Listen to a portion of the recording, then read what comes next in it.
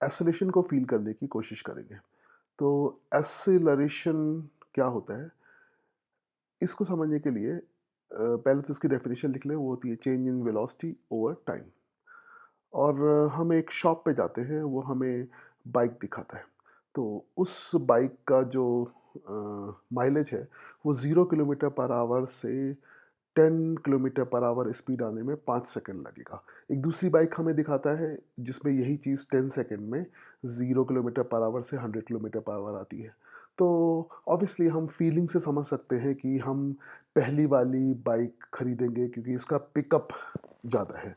इसका pickup 5 second है और इसका पिकअप 10 सेकंड है, तो ये वाली बाइक ज़्यादा अच्छी होगी। तो ये तो थोड़ा-सा प्रैक्टिकल फीलिंग से आ गया। अब हम इसमें रियल में कैलकुलेट करने की कोशिश करते हैं कि एक्सेलरेशन कितना होगा। तो इसको देखते हैं, 0 किलोमीटर पर आवर से 100 kilometre per hour speed change हो रही है। तो सपोज़ हम एक्सेलरेशन की जो डेफिनिशन है उसको वेक्टर फॉर्म में लिखते हैं। एक्सेलरेशन होता है change in velocity upon time interval. तो टाइम इंटरवल यहाँ पे t है, इनिशियल टाइम हमने 0 ले लिया है।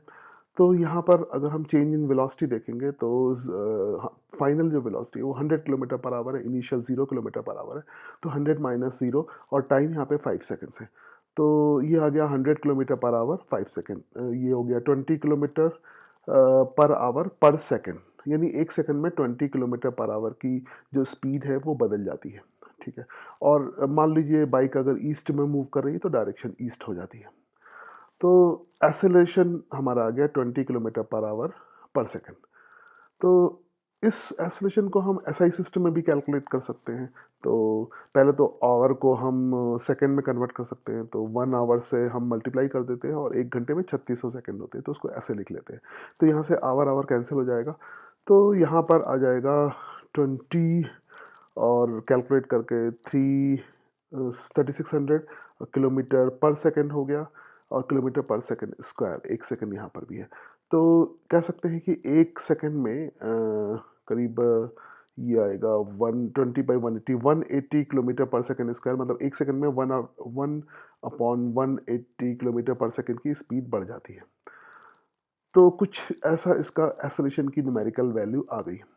बट इसको थोड़ा फ़ील करने के लिए हम इस डेटा को ही यूज़ करेंगे। यहाँ का इसका मतलब है कि 1 सेकंड में 20 किलोमीटर पर आवर की जो स्पीड है वो बढ़ जाती है। तो हमारे पास ये बाइक है, तो अगर हम हर सेकंड पे ऑब्ज़र्व कर रहे हैं तो पहले सेकंड में स्पीड 0 से 20 आ जाएगी। तो यहाँ पर ये पहले सेकंड में 0 से 20 आ गई। पहले अगर 0 थी तो ये 0 से 20 आ गई। फिर अगले सेकंड में 20 से 40 आ जाएगी, फिर 40 से 60 आ जाएगी। तो इस तरह से हर सेकंड में इस बाइक की speed 20 kilometre per hour increase कर जाएगी।